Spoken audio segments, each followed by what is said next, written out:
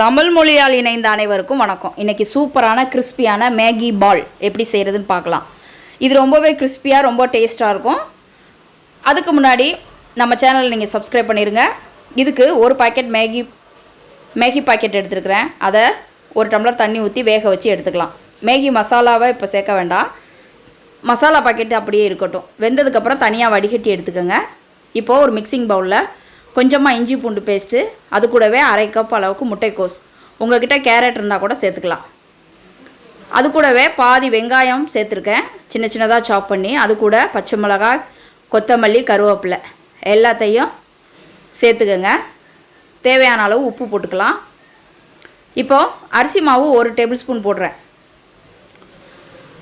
ஒரு packet மேகிக்கு 1 table spoon கரெக்டாக இருக்கும். கடலை மாவு ஒரு அரை கப் சேர்த்துக்கிறேன்.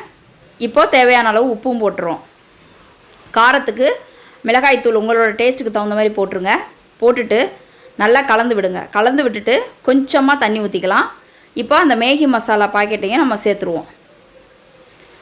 நல்லா கலந்து விடுங்க. கலந்து விட்டுட்டு கொஞ்சமாக தண்ணி ஊற்றுங்க, ரொம்ப தண்ணி ஊற்ற வேண்டாம், ஏன்னா நமக்கு மேகிலேயுமே தண்ணி இருக்கும். இப்போ நம்ம வடிகட்டி வச்சுருக்கிற மேகியை இது கூட சேர்த்துருவோம். சேர்த்துட்டு நல்லா மசிச்சு சேர்த்துற வேண்டாம்.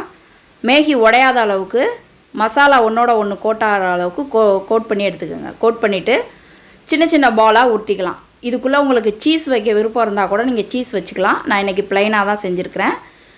இந்த மாதிரி சின்ன சின்ன பாலாக நம்ம உருட்டி எடுத்துக்கலாம். உருட்டி எடுத்துகிட்டு எல்லாத்தையுமே உருட்டி ஒரு தட்டில் எடுத்து வச்சுருங்க. அப்போ நமக்கு ஈஸியாக இருக்கும். இந்த மாதிரி பால்ஸாக உருட்டி வச்சுட்டு எண்ணெய் நல்லா காயட்டும். எண்ணெய் காஞ்சோன்னே எண்ணெயை நல்லா சிம் பண்ணிடுங்க. சிம் பண்ணிவிட்டு அதுக்கப்புறம் இந்த பால்ஸை போட்டு நல்லா கிறிஸ்பியாக பொரித்து எடுத்துக்கலாம். போட்ட உடனே திருப்பி விடாதீங்க. கொஞ்சம் நல்லா வெந்து வரட்டும், 3 செகண்ட் நல்லா வேகட்டும். வெந்ததுக்கப்புறம் நல்லா திருப்பி போட்டு ப்ரௌன் கலர் வர வரையும் வெயிட் பண்ணுங்கள். இது கூட நீங்கள் உள்ளே சீஸ் வச்சு ஸ்டப் பண்ணிங்கன்னா கூட டேஸ்ட் ரொம்பவே சூப்பராக இருக்கும். மேகி விரும்பி சாப்பிட்ற எல்லாருக்குமே இந்த ஈவினிங் ஸ்நாக்ஸு மொறுன்னு சூப்பராகவே இருக்கும். கண்டிப்பாக ட்ரை பண்ணி பாருங்கள். ரொம்ப ஈஸியான ரெசிபி, குழந்தைங்களுக்கெல்லாம் ரொம்பவே பிடிக்கும்.